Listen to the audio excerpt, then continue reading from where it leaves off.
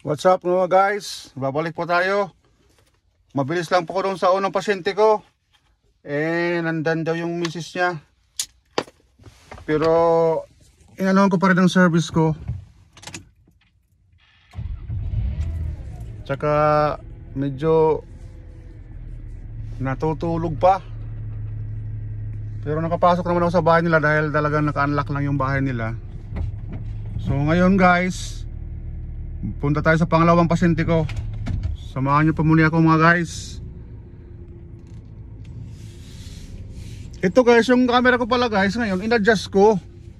Kasi nagtataka talaga ako mga guys kung sana naman maging full screen na to kung may upload ko mamaya. Nagtataka ako talaga mga guys dahil maliit yung video ko eh. Kaya sana naman mamaya maging ano na to. In-adjust ko siya. Pinindot ko yung times 60 na to, times 60 tapos HD high definition. Kaya sana naman po mamaya guys maging maganda na to yung itong dugtong na to na ano ko na ngayon na panibagong video. Pero yung kanina nang umpisa naka normal lang yun mga guys eh. Naka 30 lang yata yun, 30 HD. Ito ngayon parang may clinic ako, ginawa kong 60 siya. Ewan ko lang, tingnan natin mamaya mga guys kung anong magiging kalabasan nitong video na to. Pero hopefully mga guys, tulungan nyo naman po ako kung anong dapat kong gawin para maging maganda yung upload kong videos. Maging full screen na po. Para pa sa hindi nakakaalam, itong ginagamit ko iPhone 11. Nagvi-video ako, ginagamit ko lang yung camera, pinupunta ko lang sa video. Tapos yan na, video na ako hanggang sa pag natatapos na ako ang video, ina-upload ko sa YouTube channel ko. Yun nga, ang lumalabas, hindi siya full screen. Parang yung nakaano lang siya ba sa gitna. Alam nyo siguro ang ibig ko sabihin ng mga guys na hindi siya full screen, parang kapiraso lang siya na nakikita sa TV or sa cellphone. Hindi talaga siya totally ano, yung talagang full screen ba. Kaya sana naman po mga guys, sino po marunong dyan, mga veteranong vlogger na po, tulungan nyo naman po ako. Paano ko po mapaganda yung video ko, maging full screen na po sa TV or sa mga manonood. Maraming salamat po mga guys sa sino man tutulong po sa akin. Malaking bagay po yun, malaking tulong po yun sa akin. So by the way mga guys, going to our second patient po tayo ngayon. Isang facility yon, nandun ang pasyente ngayon. Kanina private house po yon, may-ari po ng ano mismo yun, sariling bahay po yun ng pasyente kanina. Saglit lang siya dahil nung kinausap ko, okay naman siya. Importante sa amin mga guys, ang first concern talaga namin, mga home health aid care, mga caregiver, is the good health of the patient. Yung number one talaga namin concern. Kumusta namin sila, chine-check namin kung okay yung pakiramdam nila, kinukuha na namin ng vital signs, yung BP nila, blood pressure, oxygen, temperature. Tapos of course kinakausap namin kung okay pa silang kausapin. Tinatanong namin kung mayroon silang masamang pakiramdam, mga ganun ba mga guys. Parang first concern talaga is yung kalusugan nila, yung pakiramdam nila. At the same time, ina-assist din namin kung gusto nila minsan magpaluto ng, kung hindi na nila kaya magluto, pinaglulutuan namin yan minsan sila guys, mga breakfast, lunch. Pero usually ang iba hindi talaga nagpapaluto na eh. Ano lang talaga, sanay sila sa mga order lang ba, tatawag nilang DoorDash. Ang iba naman may pamilya, may mga pamilya sa bahay, hindi na sila nag-ano, hindi na kami ang nagluluto. Ano na lang kami guys, medication administration.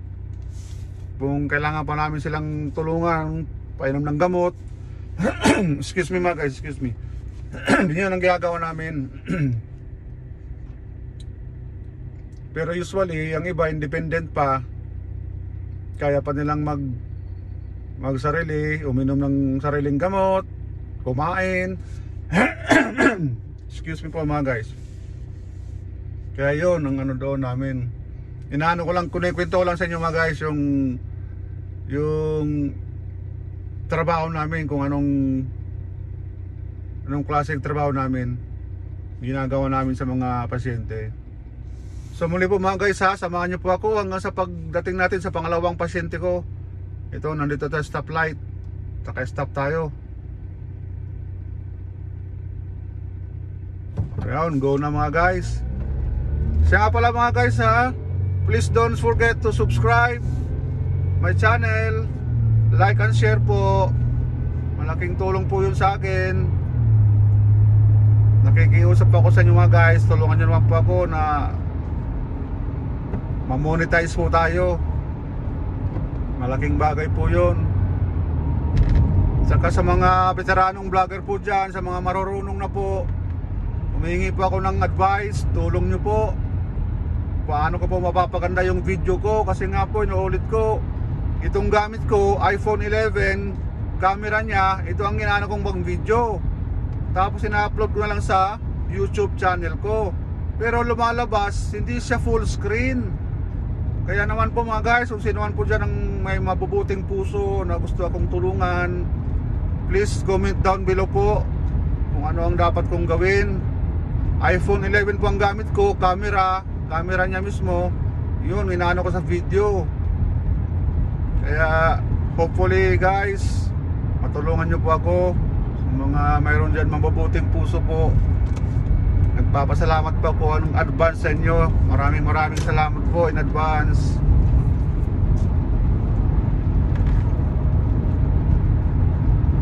Heading to our second patient po tayo mga guys. Update lang po. Ang oras po is 9:40 Wednesday dito sa amin, 9:40 ng umaga, alas 9:40. Okay, turn right tayo rito mga guys.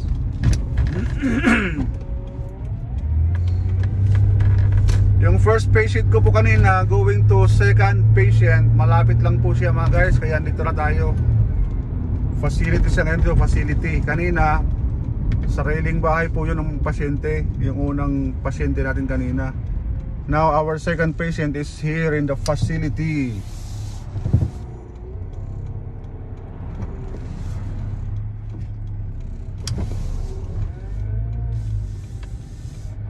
Nandito siya sa Orchard Pointe mga guys.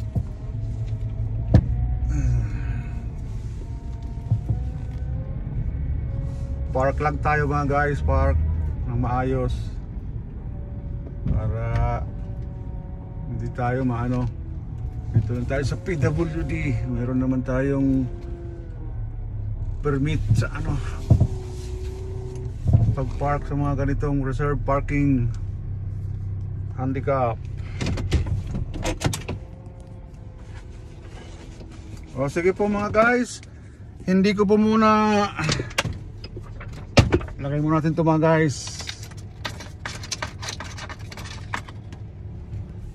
Putulin ko muna mga guys. Dito muna ako sa ano,